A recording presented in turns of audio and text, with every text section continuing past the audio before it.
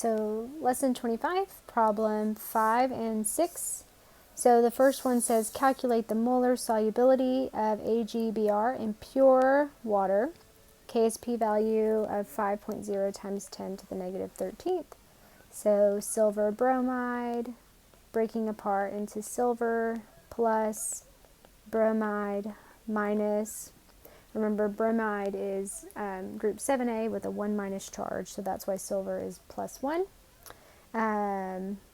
Ice table, start off with 0 and 0, form positive S plus S, giving me S and S. I'm going to plug this into my KSP expression, which is going to give me the KSP is equal to S times S. There are no coefficients in my equation or in my ice table, therefore pretty straightforward. S squared is equal to the KSP. I'm going to take the square root, and S is going to be 7.1 times 10 to the negative 7th molarity, AgBr in water. Okay, so that's its solubility. That would be the molarity of silver bromide in water. Now the last one says calculate the solubility of AgBr in a solution of 1 molar HCN. So it's an acid of some type. So we're going to have, well, it's a weak acid. I shouldn't just say of some type. It's a weak acid, but it's an acid nonetheless.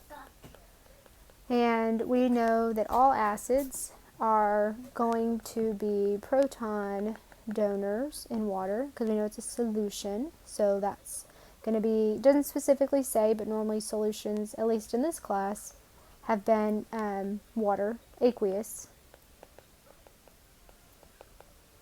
Oops. Leaving me with cyanide. Okay. Now, if I have 1 molar of this, I'm going to have 1 molar of that, and 1 molar of both products. Okay. I know that my KSP value is 5.0 times 10 to the negative 13th, and I have all the information that's given to me so far. And so now what we need to think about is because these two solutions are mixed together, there is a third reaction occurring, and that is between the metal and the base. Remember, this is the conjugate base. It's going to run out of room because this was the acid. And that conjugate base is going to react as a Lewis base with the silver. So my third reaction that I have occurring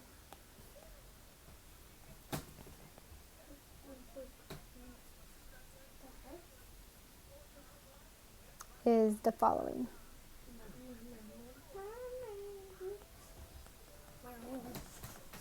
Okay, so if I go up here, the reason why I know that is because when silver is reacting with cyanide, this is the balanced chemical equation with the Kf value of 1.0 times 10 to the 21.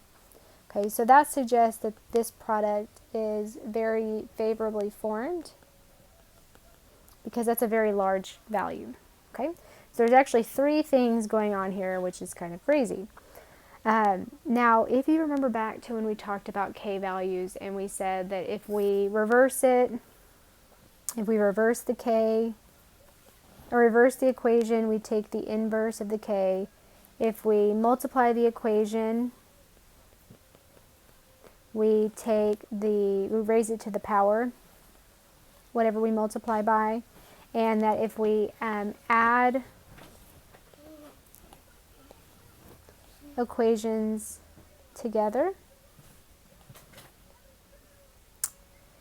let's write this, add equations together, well then you multiplied the constants by each other, okay? So we are going to add the 2 equations, that are occurring at the same time to see what's left over. So there's my first one. Here is my second one. Anderson, please stop. He's throwing himself down on the bed for no apparent reason other than to just make the bed shake like an earthquake. So I'm going to have my KSP value of 5.0 times 10 to the negative 13th. I have my KF value of 1.0 times 10 to the 21st. Now I'm going to add those. I'm going to multiply those. The AG plus is going to cancel out. And what that's going to leave me with is AG BR plus 2 cyanides makes Br minus plus Ag CN2 minus. Okay, and when I multiply these over here, I'm going to call this Kc just to give it a separate one. Those values are going to come out to be 5.0 times 10 to the positive 8th. All right, so now the fun begins. Ice table. Solids don't count. I'm looking for the S value still. I started off with 1 molar of cyanide, and I started off with none of the bromide, right? Because I only started off with silver bromide dissolved in this solution. And I started off with none of my complex because I hadn't formed it yet. This means the reaction is going to shift to the right to produce the products.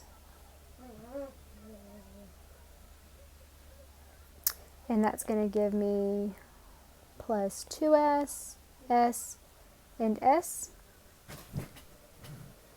And now I'm going to plug all of that into my products over reactants. I have a lot of brackets, it's just getting confusing. Okay.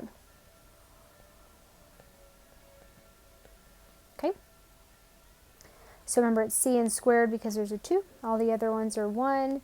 So now I get to plug in the numbers. And that's going to be S times S divided by 1.0 plus 2S squared. The nice thing is that this turns into something that does us a favor, because you might be wondering, oh my gosh, it's a quadratic. And that's a lot. But it's not, because this is squared on top and squared on bottom. So the way to get rid of that is to take the square root of both sides, which then leaves me with 5.0 times 10 to the 8th is equal to S times 1.0 divided by 1.0 plus 2S on the bottom. Okay. Then it's more simple. If y'all were here, somebody would have hollered at me. You may have already been hollering at me, but I can't hear you because I'm quarantined. But this should be minus S. I had too many pluses. Okay, so if you caught that, good for you. You are on top of it. If you didn't, that's okay because we caught it. So remember, these should be negative because the reaction shifted to the left. Okay? But you know, I figured that out because eventually I started looking at my numbers and my final answer was not right. So 5.0. Oh, let's see what I did finally. So what this is going to come down to is S is going to be equal to 22,361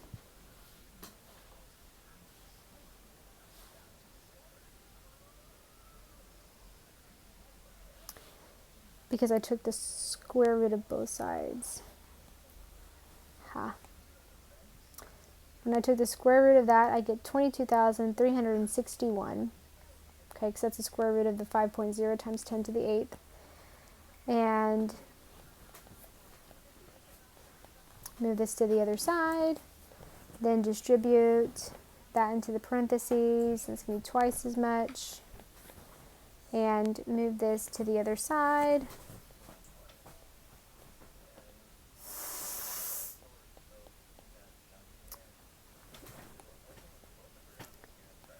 My kid is currently hissing at my cats. So it's going very well on day, I don't even know what day we're on anymore of quarantine. Okay. And that means S is going to be equal to 0.50 molar in 1 molar HCN solution. Okay. So the molarity of silver bromide, which I did not write in there, increases significantly from a very small value of 7.1 times 10 to the negative 7th to 0.50 of AgBr in 1 molar HCN. So the acid increases the solubility of AgBr as we predicted above or before. All right, that ends lesson 25. I'm going to post some extra Khan Academy videos and so that you can practice before the test. The test will be the Monday, March 30th. The next lesson is going to be over 26, which is actually the first lesson for the exam 4. But I wanted to give y'all about 5 days, if you're being diligent, 5 days to finish your homework and to prepare to take the test. You will be taking it online, and you will need to use something called the Lockdown Browser. So this is giving you advance notice that you need to make those preparations before Monday. Okay?